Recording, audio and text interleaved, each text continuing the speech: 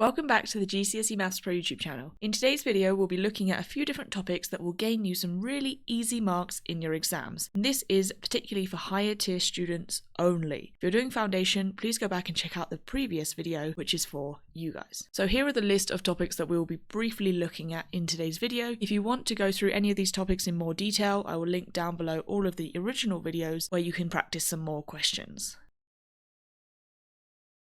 So, find the nth term of the sequence. A lot of the time they might tell you that it's a quadratic sequence. What we're going to do, this is literally what you're going to do in the exam, okay? As I said, this is like term 1, term 2, term 3, this is n, term 4, term 5. So, you're going to find the first difference. Okay, so you don't even have to write this, but I just normally write first diff. The difference between -2 and 3 is 5, isn't it? The difference between 3 and 10 is 7. 10 and 19 is 9. So you can see the difference is not the same every time now. 19 and 30 is 11. Okay. Then find the second difference. So the difference between this row. So the difference between 5 and 7 is 2. 7 and 9 is 2. 9 and 11 is 2. So your second difference, this row here, should come out as the same. The first row won't be the same. The second row will be. If it's not, something's gone wrong. Okay. Now we can work backwards. So remember how I said you need to remember, let's just go back quickly, that the second difference represents 2a. Okay, so let's do that first. So this bit is equal to 2a. So I just go here and go, okay, 2a equals 2 in this case, or whatever number you get here. Do you see how that's now an equation that I can actually solve? I can go, well, if 2a is 2, a must be 1, mustn't it? If I, obviously have to divide by 2 on both sides. So I found out what a is. And as we said, the nth term is in the format of an squared plus bn plus c. So we know there's 1 in front of the n squared. Cool, we now need to find the other 2 letters. So let's go back here. The next one, you have to work your way up basically. So you start at 2a, then you go to 3a plus b, then you go to a plus b plus c, because as we said, you need to have only 1 letter that you don't know. So 3a plus b is the same as the first difference. So you have to be specific here. It has to be this one. Okay, it can't be 7 or 9 or 11. It has to be the first number in this row of the first difference, if that makes sense. So 3a plus b, you literally make that equal to whatever number you get here. Okay, so that's 5. Now I know we've got 2 letters here, but do you remember how we just found out what a was? Well, I can substitute that in, can't I? I can go, right, 3 times 1 plus b is 5. Okay, well that's 3 plus b, isn't it? 3 plus b is 5, therefore b, I have to subtract the 3, is 2. Okay, now I've got a and b, perfect. Now I just need c. So go back again. Now we're on to the last bit. The first actual term in the sequence is a plus b plus c. So this actual term here, okay, it can't be any of the other terms, is equal to a plus b plus c. So I'm going to write it here, a plus b plus c is equal to -2. And now that we know what a and b are, we can sub those in, can't we? 1 plus 2 plus c equals -2. So that's 3 on this side. Let's write it here. 3 plus c equals -2. And we would have to subtract the 3, wouldn't we? Which gives us -5. Perfect.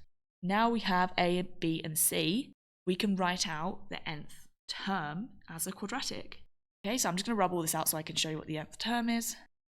Okay, so your final answer, the nth term, as we said, is in this format. You just sub in those numbers. So we know a was 1, b was 2, and c was -5, wasn't it? So I just need to write down, obviously, 1n squared. Well, I don't need to write 1n squared, do I? That's just n squared plus 2n minus 5. Obviously, that's not a plus anymore, it's a minus. That's your nth term. So if you can memorize that method, if you can memorize that, it's really easy, okay? That's what we're going to do every single time. So we're going to start off with a more straightforward question. We've got here that the probability that Jason will win a tennis match is 0.35. Complete the probability tree. So you can see we've got it drawn here. He's either going to win or lose, and we've got that win is 0.35. So on this win branch of my tree, I'm going to write down the probability. This time it's in decimals. Sometimes it could be decimals, sometimes it can be fractions. It just depends on the context. Here they've given us decimals, so that's what I'm going to use. Now, each of these sets of branches, and what I mean by that is, for example, this here is one set, another set, and another set. Do you see where they come from the same point? Each set of branches in a probability tree always adds up to 1. The reason being because let's see, if we look at this first set here, his first match, he's only got the option in terms of this tree of winning or losing. And if you can only win or lose, the probability of winning or losing in total is 1, isn't it? It's 100% of your chances. You are either going to win or lose. That's a definite. So that means that I can work out the probability of losing just by doing 1 minus 0.35, the one that I already know. And that should give me 0.65. So that's his probability of losing. Now normally this first bit makes sense. It's then that you might look at the second match, so he's going to play again, and you go, yeah, but they haven't given me information about the second match. Okay, if they haven't clearly stated the difference between this first column, so the first match, and then the second column, which is the second match, you have to just assume it's all the same. Because they haven't given us enough information, and they obviously have to give you all the information in the exam that you will need. They haven't given us specifically a second probability. In this case, we can assume that the winning chance, the probability of winning every match, whether it's his first match, second match, third match, fourth match, whatever, we just have to assume that the probability is always 0.35. Okay? Because they haven't given us anything else to go by. Therefore, obviously, the probability of losing any match is still the 0.65. Okay, so each of these 3 sets of branches should add up to 1. So that's completing the tree. Now, let's look at a part B question. So I've got it here again, I've just typed it out. Work out the probability that Jason will lose both matches. So I tend to use a highlighter here. You might want to use a coloured pen, or you might be happy to just look at it. I like to highlight the options of what satisfies the question. So in this case it says lose both matches. So with my highlighter, I'm looking at my first match. I can either win or lose. They've asked us to say lose both, so I have to follow the lose line here. Now for my second match, because I followed the lose branch in my first match, I'm now looking at just this set of branches here, not the one at the top. That would be if I went along the win branch, which I haven't. So now I'm on my second match. Again, they've said lose both matches, so I have to follow lose again. Now, sometimes you might only have one option, so you can see this yellow option, lose and lose. Sometimes you might have 3 or 2 or just multiple options. You can highlight those in different colours. In this case, we just have one option. If I follow any other branch, it won't give me lose both matches, will it? So once you've highlighted whichever options satisfy the question, now we need to work out what our calculation is going to be. So between the branches of a probability tree, you're always going to multiply. The reason being is because with probability we have 2 rules. We have the AND rule and the OR rule. AND is where you multiply, OR is where you add. Now, if I think about the wording, they've said lose both matches. I realise there's no word AND or in that sentence, right? But you have to kind of think about it. We're saying here that the probability that he loses the first match and at the same time, not literally at the same time, but within the same scenario, he has to also lose the second match. Both is the same thing as saying and, isn't it? Lose and lose. That's basically what we're saying. Lose and lose. It's not lose one or lose the other, is it? He has to lose both, which means and. So between your probability tree branches, so you can see how I've got this first bit here for the first match, the second branch here for the second match, it's always multiply. So for this one, because I've only got one option, this yellow option as a whole, I'm just going to multiply those probabilities together. So obviously we would do that in the calculator. Normally if it's a decimal question, it's probably going to be a calculator paper. And that gives me 0.4225. So that's my probability of losing both matches.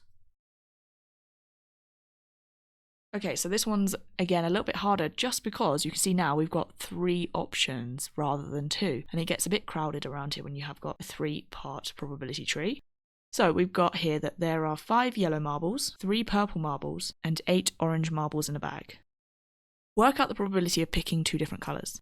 Okay, so again, we're going to have to complete the tree and then we'll work out the question. So if they give you a question where they've given you quantities, sometimes it's marbles, counters, whatever it is, if they've given you quantities, we have to convert them into values, into probabilities, but obviously values that are less than 1. The way I'm going to do that in this case is I'm going to stick with fractions. So, for example, we've got 5 yellow marbles. Okay, that's fine. However, out of how many in the bag? Well, if we add up 5 plus 3 plus 8, we get 16 marbles. So the probability of picking a yellow marble just out of the bag is 5 out of 16.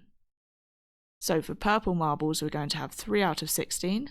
And for orange, we're going to have 8 out of 16, which that's technically a half. However, I wouldn't simplify it maybe just yet. Okay, now we're on to the second marble. Let's read the question again, because when you're trying to pick something, so a marble, a counter, as I said, something out of the bag, we need to know, have they picked it and put it back in the bag?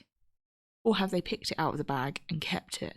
So the bag has now got a different quantity. So the question here says, work out the probability of picking 2 different colours. That's implying to me that they're going to pick one and pick another, or literally just grab 2 at the same time. Which implies to me that we're not putting the first marble back into the bag. We'll take one, keep it, take the other. Okay, we're not going to put it back in the bag. They've not specified that. So that also adds another layer of complexity, really, because the probabilities here are now all going to be different. First of all, if we follow the yellow line, so I've said I've picked a yellow marble as my first one.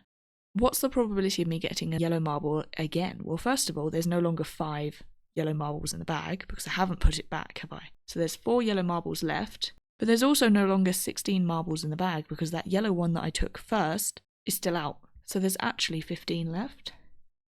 So do you see how that can affect my second probabilities? So you just carry on, you go, right, okay, I've picked a yellow marble first. So the probability of getting a purple marble is still 3 because I haven't taken a purple one yet, but it is out of 15. And same with orange, it's still 8, but it's now out of 15. And then we carry on. So the next one is, if I pick a purple marble, I will still have 5 yellow out of 15. I will now have 2 purple out of 15 because the first one was purple already. And then finally, I will still have 8 out of 15 orange. The last one, if I pick orange first, I will have still 5 out of 15 yellow ones, still 3 out of 15 purple, but now I will have 7 out of 15 orange because I already picked orange. So do you see how all of these change now? So you have to be really clear, have they taken something out of a bag, kept it, or have they put it back? That will depend. If they did put that marble back, let's say for example, the probabilities for this second column will be all exactly the same. All these numerators are the same, all of the denominators are the same because they put it back. There's still 16 marbles, all of the marbles are still there and accounted for. Okay, so if you've got a 3-part probability tree, it does get a bit messy, as you can see. So now we're going to go through and highlight the options. As we saw in the previous question, you can obviously go through and highlight all the options for getting 2 different colours. But if we did that, for example, so let's say yellow and then purple, but it could also be yellow and orange, but then it could also be purple and yellow and purple and orange, and then orange and yellow. I have to use yellow again. Orange and purple. There's actually a lot of options. That's 6 options, which you could work out. That's absolutely fine. You could work that out and add them all up. But I feel like in this case, it's quite a lot, isn't it? Especially if we have a look at what's left, what has not been highlighted. Do you see how picking 2 different colours would leave us with, we can't pick yellow and yellow, we can't pick purple and purple, we can't pick orange and orange. So I'm actually going to go with those 3, because 3 is obviously easier than doing 6 calculations. So let's highlight those instead. The opposite of picking 2 different colours is picking 2 of the same, which means we could go with yellow and yellow, we could go with purple, and we could go with orange and orange. That's a bit easier, isn't it? And then when we add those up, we'll subtract that from 1. Okay, so yellow and yellow is 5/16 times 4/15, which if I leave as a fraction, 20 over 240. So that's yellow. Then we've got purple, which is 3/16 times 2/15, which is 6 over the same denominator. You see how we're still doing 16 times 15, 240. Purple. And then orange is 8/16 times 7/15, which is 56, and then still the same denominator. That's why I didn't simplify the 8/16 or the other ones that could be simplified, because now I'm going to have all the same denominators. So that's orange. Okay, so now we're going to add them because it's either this, or this, isn't it? When you add them, and you've not got a calculator, they have to have the same denominator. If they already have the same denominator as we have here, you just need to add the numerators, so that's a bit easier. That gives me 82 out of 240. The only thing here is if we are going to use the opposite method of choosing the options that do not satisfy the question, we have to remember at the end that we need to do 1 minus that probability. Because the probability of getting two different colours is everything other than what we've just calculated, isn't it? So 1 minus, because obviously all probabilities add up to 1. Let's say if you did have this as a non-calculator, convert 1 into 240 over 240, because if you divide that, that is just 1, isn't it? And then you can subtract the numerators. So that should give me 158 over 240 again. That does technically simplify. And that's our final answer, our final probability again. In this case, I would leave it as a fraction. There's no point converting it to a decimal or a percentage. Just leave it in whatever format you did your tree in. Okay, so that's a little bit faster. I mean, still a lot of work though. So they've said here, by completing the square, find the coordinates of the turning point for the graph y equals x squared plus 2x plus 5.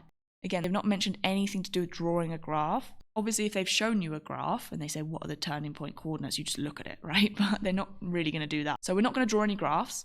What we're going to do is say, right, first of all, complete the square.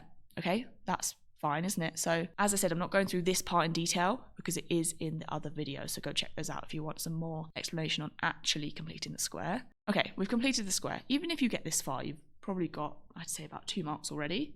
However, finding the turning point coordinates is only really 1 more mark, which doesn't seem like a lot, but considering it's so easy, I just need to remember, okay, this one is the x coordinate. However, I do need to remember to change the symbol. Okay, so that says 1, I actually need -1. And then this one on the outside is going to be the y coordinate. That one you don't change the symbol, okay, keep it the same. 4. That's literally it. You complete the square, then you just take those two numbers. Change one of the symbols for the x, but the y is the same. So give this one a go. There is a number in front of the x squared that's not just +1. So do the exact same thing as we did in part 2 video, and then derive the coordinates at the end the exact same as you would. So by completing the square, find the coordinates of the turning point for the graph y equals 2x squared minus 8x plus 4. Okay, we've completed the square. Now we just derive our coordinates. So x is the one in the bracket, but remember, again, I keep repeating, remember we are changing the symbol. So it's actually +2. And the -4 is the y. That is just as it is, okay? So -4, copy it, exactly the same. Literally as simple as that. If you are confident with completing the square in the first place, the turning point coordinates are the easy bit. So for this question, we've got the frequency table, so just the frequency table, shows some information about the heights in centimetres of some sunflowers. Part A is to complete the cumulative frequency table first of all. So we're going to have to convert it from just frequency into cumulative frequency. This is normally just 1 mark because it's really straightforward. So if you have a look, the first row is the easiest because you see how the heights are exactly the same, 140 to 150. So it's saying, well, how many sunflowers are there between 140 and 150 centimetres? Well, obviously that's still 4. That first row is exactly the same range, isn't it? But then do you see how the next one is now starting at 140 still, but now we're going up to 160. So do you see how that not only includes the 140 to 150, it now also includes the 150 to 160 as well. So to work out 140 to 160, it's going to be both of those rows together. So in terms of the frequency, do you see how that would be 4 plus 11? Because that's how many sunflowers are between 140 and 160. Well, that's these 2 rows here. So this one would have to be 15. It's including this previous 4, right? Then if we look at the next one, we've got 140 to 170. So yeah, that includes the first row, that includes the second row, and now it also includes the third row. So how many have we got in total? I now need to add 4 plus 11 plus 21 as well. So there are 36. That's including the previous 15, isn't it? Do you see the pattern here? Every time we're just going to add each row additionally, cumulatively. That's what cumulative means. Every time I'm adding another row from my frequency table. Okay. So the next one, 140 to 180, obviously includes this fourth row here. So add another 15 to our 36. We get 51. Then we're going to add another 7 to get 58. And finally add another 2 to get 60. Now, this final row, as we mentioned before, is the total. So sometimes in the question, they'll say how many there are, and you can make sure that matches. In this question, it just says some sunflowers. It hasn't told us, so we can't check. But 60 obviously seems like a reasonably round number, doesn't it? So sometimes you might have to do that first. That's your first mark. You just literally keep adding another row every single time. Now for the next bit, just copied that table here. So we've got the exact same thing, the cumulative frequency table. Part B is to plot a cumulative frequency graph for this information. Now that I've got the cumulative frequency table, I can then just copy across those numbers. Again, remember which of the values on the x-axis we're going to plot. It's always the values on the right-hand side of your inequalities.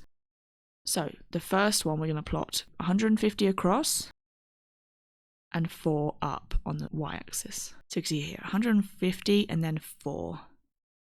Again, double check the scale of your graph. Sometimes they change. The next one's going to be at 160 and at 15. Then we're going to have 170 and 36. And hopefully you can see the pattern now. Again, you can see that this graph stops at 60, so you know that you've probably added them up correctly as well. And now just draw a curve through them all as best you can with your pencil. Okay, something roughly like that. You can see it's this increasing shape. So that would be normally about 2 marks to draw the graph. Okay, so here we've got the cumulative frequency graph shows some information about the times in minutes it took 100 students to finish their homework. Part A, we want to find an estimate for the median time taken. This time we've got 100 students. So the median being half or 50%, we want to know where is student number 50. That's half, isn't it? So come to 50 on your graph on the y-axis, draw a line across and then down. Okay, this one's quite nice. You can see it's pretty much exactly on 60, isn't it there? So the median is 60, in this case minutes. Now they'll probably give you the units anyway in the answer box. Okay, part B, find an estimate for the interquartile range. We want to know the upper quartile and the lower quartile. So I normally start with the lower quartile because it's just 1/4, isn't it? That's the easiest one to start with, but it doesn't matter. So we've got 100 students. 1/4 is 25, isn't it? Now just be careful of the scale because naturally we kind of want to go here. But that's actually 30, isn't it? So here is actually 30. So 25 is going to be halfway again. Okay, so just be really careful of what scale they use because it can be different. So here's 25. And we go down. That's 1 square beyond 50, which luckily the scale at the bottom is just 1 square is 1 minute, right? So that's 51, the lower quartile. And then the upper quartile is 3/4. So we know that 3/4 is 75 or just 3 times 25. So again, be careful of this scale because this here, that's 70, isn't it? So then 75 is halfway further up. Okay, so there and then down. About here. Again, it's an estimate unless the graph is really obviously, like the 60 was quite obvious, wasn't it? Unless it's like that, they should give you a small range of possible answers, just in case your line isn't exactly in the same place as everyone else's. I would say, what's that? Either 67 or 68. Let's go with 68. Again, it should be fine with the range of answers they let us have. So, just don't forget for the interquartile range, you do then actually have to work it out as a range. So take away 68 and 51, which should give us 17 centimetres. So that's our final answer for the interquartile range. For doing median and interquartile ranges, you have to do it from the y-axis and go across and then down. Okay, my final question here. The cumulative frequency graph shows some information about the speeds in kilometers per hour of 100 police cars on patrol. Find an estimate for the percentage of police cars that drove between speeds of 30 kilometers per hour and 70 kilometers per hour. So this one, we've actually got 2 benchmarks from the x-axis. So I'm just going to do the same thing, but draw 2 lines. So obviously 30 and then 70. So draw the line from 30 to hit your curve, and then across, and then from 70, and then across. Okay. So I'm going to find out how many cars, obviously out of 100, how many cars drove between those speeds. You can see that that's obviously referring to this part of the graph because we want between 30 and 70, and therefore this amount of the y-axis. The y-axis is the cumulative frequency. That is the amount of cars. So you can see here we've got, that's 30, isn't it? So here I would say, what's that, like 24? And then up here, that's 90. So I would say that's 97, I guess, somewhere about there. Again, you should get a small range for your answers. So we want to know how many cars drove between those two speeds.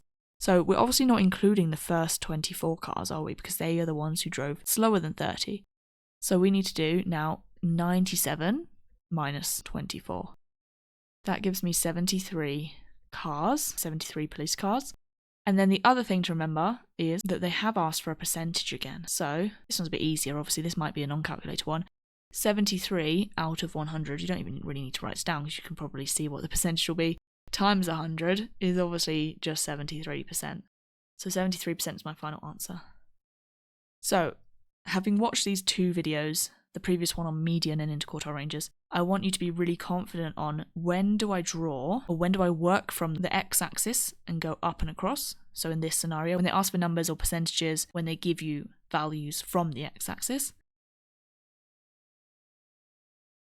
So box plots are drawn on this kind of horizontal graph paper. We just need to memorize what they look like and what components they are made of. So which parts are they made up of? So for example here, the table shows some information about the weights in kilos of some dogs. Draw a box plot for this information. What you need to know is that we need 5 vertical lines. So one obviously for each of these parts here. You'll need one at a minimum. They might say minimum, or they might say lowest, or they might say shortest, you know, any kind of synonym of that. The smallest value. You'll need one for the lower quartile, one for the median, one for the upper quartile, and then the opposite way is then the maximum, or the biggest, or the longest, or the greatest, whatever they've used. When they give us a table as straightforward as this, we're literally just going to go and draw 5 vertical lines on these numbers. The first thing also to check out is the scale. This is quite a tricky scale because we've got 10 squares that make up 5 kilos in this case. So just be really careful of the scale. If you've got a scale that's really difficult to figure out, just do how many boxes or how many squares there are divided by the value here. So we've got 5. So what that means is we've got 2 squares or 2 boxes, however you want to call it, per kilo. So here we've got 2 kilos, right, for the minimum. So 2 times 2 squares is 4 squares. So 4 squares are long. So I'm going to draw it. I like to draw a bit shorter, but it is up to you. So I'm going to draw it there vertically in the middle of this graph. Then let's do the maximum, as that's the opposite one, isn't it? So that's at 21. So we've got to 20, but 1 kilo along would actually be 2 squares along, wouldn't it? So about there. The middle 3 are the more important pieces of information. So these 3 I'm going to draw a bit taller. You can see where I've got this thicker line here and here. I'm going to draw them that height. So the lower quartile is at 9. So 9 would be 2 squares before 10, wouldn't it? So there. The median is then at 14, which again is another 2 squares before 15. And the upper quartile is at 17. So that is 4 squares after 15. So 1, 2, 3, 4 here. There we go. So I've drawn my 5 lines. The middle 3, as I said, are the most important ones. Those are the ones we're going to create a box with. So you're going to draw 2 horizontal lines at the top and the bottom. One there and one here. So we've created this box with this line in the middle. And then the minimum and maximum lines, sometimes you might have heard this called box and whiskers. We're going to draw lines in the middle to connect them to the box. That is literally it. Okay, so the next question is actually quite a common one, but it's a worded answer. And a lot of people don't really know in terms of maths questions how to explain a worded answer, so this is a really good one to memorize. So, the minutes that a bus was delayed by on Wednesday and Thursday are drawn on box plots. Compare the distribution of the delays on Wednesday with the delays on Thursday. So effectively it's a question where you've got 2 box plots. You might have had to draw the first box plot as part A, for example, and part B is then compare them. And it's normally 2 marks, compare the distribution. So you might think, well, I've literally got no idea. What do you mean compare the distribution? In this question, you're always going to mention 2 things. First of all, compare. We don't have to explain. Okay, you don't have to explain why or what it means. You just have to state the obvious, literally make comparisons. But the distribution, there are 2 things we want to comment on. The first thing is always the median. Now, if you remember to when we were plotting it, the median is always the middle vertical line, isn't it? so the one that's inside the box. So when I compare the medians for this case, you can obviously use information like actual numbers from the box plots. That would be also helpful. Again, double check your scales so that you've got the right numbers. So here we can see obviously the median for Wednesday is 5. So you just literally say the median delay, so use the context, right? The median delay is 5 minutes on Wednesday, whereas it is, now let's check this one. This scale is quite difficult, so just double check 11, 12, 13. That'll be 13 minutes on Thursday. The other thing you can say is the median on Thursday is bigger than the median on Wednesday, for example, or the median delay on Thursday is longer than the median delay on Wednesday. You know, any kind of thing like that. Number 2 is then more so focused on distribution as like a spread, right? I wouldn't necessarily go for the range. I think sometimes they accept that, but I would focus more on the interquartile range. Interquartile range. Now, if you remember, we've said in the previous questions, the interquartile range is the difference between the upper quartile and the lower quartile. So let's just label this. This is the median, isn't it? The upper quartile is obviously the furthest vertical line to the right on this box. So that's the upper quartile. And the lower quartile is then the lowest vertical line, but again, still within this box. So that's why I said previously that these 3 in the middle are the most important. So not only in this case do we need to figure out what the upper and lower quartiles are, I would also calculate what the actual interquartile ranges are therefore. So for Wednesday, we can see we've got, that's 11, isn't it, for the upper quartile? And then we've got, what's that? That was 5, so this is 4 for the lower quartile. So the interquartile range on Wednesday is 11 minus 4, which is 7. Thursday, you can see the upper quartile is obviously 15, and the lower quartile is obviously 10, so that's a bit easier. So the interquartile range, we minus them, gives us 5. So you can see that the interquartile range on Wednesday is larger than the interquartile range on Thursday. Okay, so if they ever ask you to compare the distribution of whatever the context is of 2 box plots, you're going to be looking at the medians and you're going to be looking at the interquartile ranges, which you might have to calculate. And just basically make a comparison. Just say one is bigger than the other, one is smaller than the other, so on. That is it for this question. It's always the same answer. Our first question is, express 0.2 recurring as a fraction.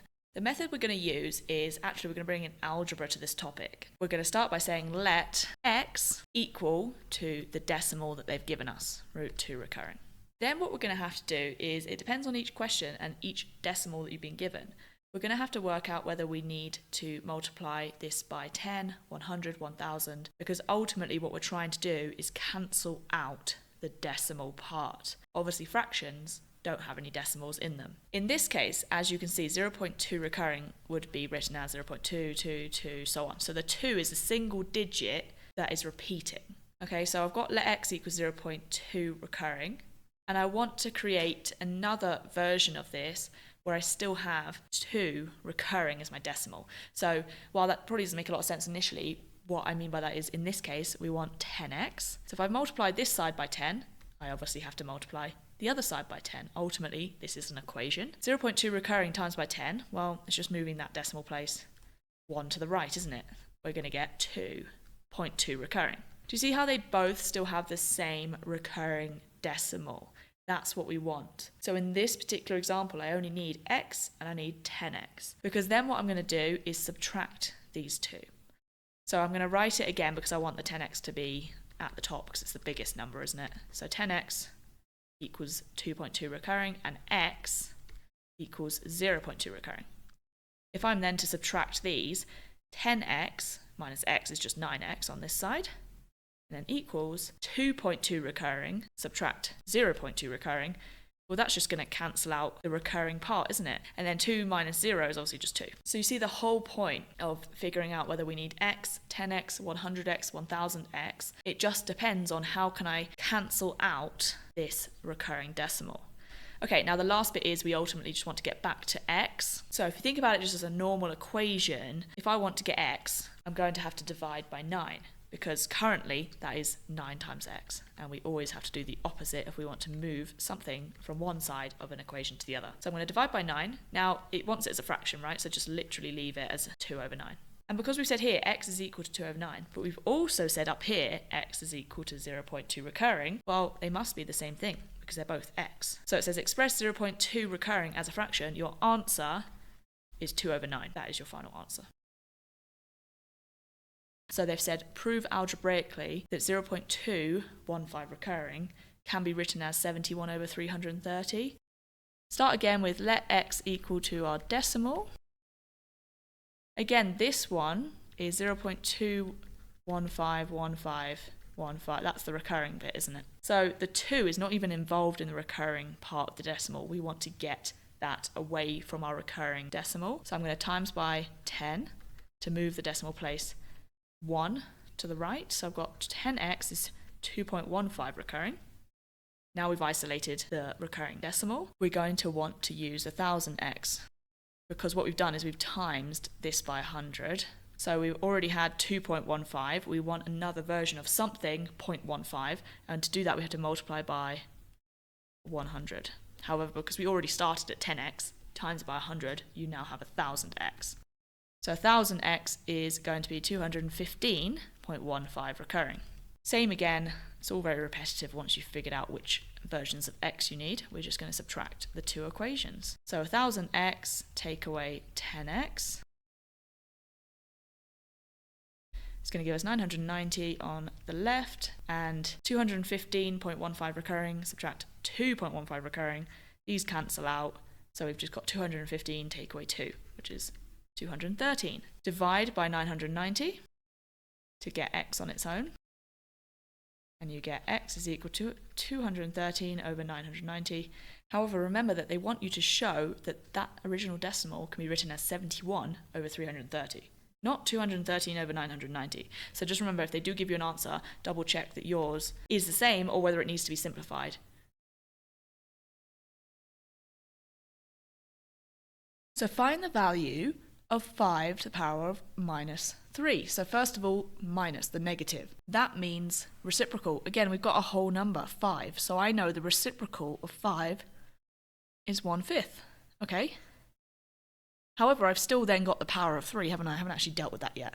So the power of 3 is obviously just cubing it, isn't it? 1 cubed is 1. 1 to the power of anything is still 1, isn't it, basically? And 5 cubed is 125. This is why I do recommend, because as I said, this will likely be the non-calculator paper, that you know, obviously you already know square numbers up to like 12 times 12 and a few beyond that. But I would recommend knowing off by heart the cube numbers from 1 to 5, so that you're not in the exam going, let me just work out what is 5 times 5 and then times 5 again. And you don't need to work it out. You should just know it off by heart. Okay, so we've got another fraction as the base, but now we've got it to the power of minus 2. So find the value of 5/6 to the power of minus 2. So it's just the same repetitive process. The negative part of the power means reciprocal, doesn't it? Take the reciprocal, which means flip the fraction upside down. So the reciprocal of 5 over 6 is 6 over 5. And then I still need to apply the power just as normal. So I need to square the 6, which is 36, and the 5, which is 25. So I've got 36 over 25. Okay, that's literally your answer. So if you have a fraction in a power, it means we're going to have to do some kind of root. So what I mean by that is square root, could be cube root, could even be fourth root. I mean, it could be anything, right? When I say root, I mean this little symbol here. Now, the type of root it is depends on the denominator of the fraction. So in this case, the denominator is 2. That tells me I just need to do square root. Now, because this comes up in a non-calculator paper, they're not going to get you to square root, I don't know, 8. They're not going to say square root 8 because that's a decimal answer, isn't it? They're only going to get you to root, for example, square root numbers that are square numbers, or cube root numbers that are cube numbers, which is why I say you need to be familiar with those. Okay, they're not going to get you to work out decimals or something like that. So this just means, basically, 4 to the power of a half is the exact same as square root of 4. And the square root of 4, it says find the value. It means find what does that actually mean? What is the number? It's 2, isn't it? That's it. We're just adding in more steps now. Okay, so step 1, we're going to look at the denominator. So I know it's a root. What kind of root is it? Well, first of all, 9 is a square number, so that kind of hints towards what type of root I'm going to do, but also it's a 2, isn't it? So the denominator is telling me I need to do the square root of 9, which is 3. However, we still haven't dealt with this power of 3. So then step 2 is deal with the numerator as just a normal power. That now means I need to do 3 cubed. 3 cubed, as we said, if you memorize the cube numbers, is 27. I don't even need to work it out. We're going to follow the same steps as we did before. Step 1 is still the denominator. So we're going to take the denominator as the type of root. So you can see here, we've got a 3. That means cube root. So I need to cube root 8 over 27. And then I know that the numerator is just a normal power. So as we said, the cube root, you just apply it to both numbers in the fraction separately. So the cube root of 8 is just 2, and the cube root of 27 is just 3. So I've got 2/3. Technically then still to the power of 4. So then step 2 is to do the numerator as just a normal power. Okay, so as you can see, I've written it as just to the power of 4. And we just are going to apply power of 4 to the 2 and then the power of 4 to the 3 separately. So 2 to the power of 4 is 16, and 3 to the power of 4, which again is one of the ones that I said we should memorize, is 81. So your answer is 16 over 81. Okay, that's literally it. We're doing the same steps, we're just doing it to 2 numbers at the same time, aren't we, basically? So find the value of 64 to the power of minus 2 over 3. So I'm just going to do the negative to get it out the way. So 64 is then going to become 1 over 64. That's the reciprocal of 64, isn't it? Now it's 2/3 as a positive fraction. Step 2 is the fraction, so the denominator is the type of root I need to take. So in this case, it's 3, which means cube root. So just be really careful. This one can be a bit of a trick question because you can see that 64 can be easily square rooted, can't it? But it's also a cube number. So just really pay attention to what have they given me. Is it cube root or square root? So cube root of 1 over 64, and then afterwards we need to square it, don't we? So the cube root is obviously 1, and then the cube root of 64 is 4. Again, memorize that number. That's much easier if you know it memorized. Then we just want to square both numbers. So 1 squared is 1, 4 squared is 16. So 1 over 16. So find the value of 16 over 81 to the power of minus 3 over 4. So, as we said, we deal with the negative first. That means reciprocal. So we get 81 over 16. We just flip it upside down to the power of 3 over 4. Then we deal with the denominator, don't we, which is actually 4 in this case. So that means the 4th root. So we want to take the 4th root of 81 over 16. And then we're going to cube it, aren't we? And then 81, that's obviously going to be 3. Okay, if they get you to the 4th root, it's probably going to be like 2 and 3. They're not going to choose bigger numbers than that. And then we want to cube it, so that's fine. 3 cubed is 27 and 2 cubed is 8. So your answer is 27 over 8. Expand and simplify x plus 3 times x plus 8 times x plus 5.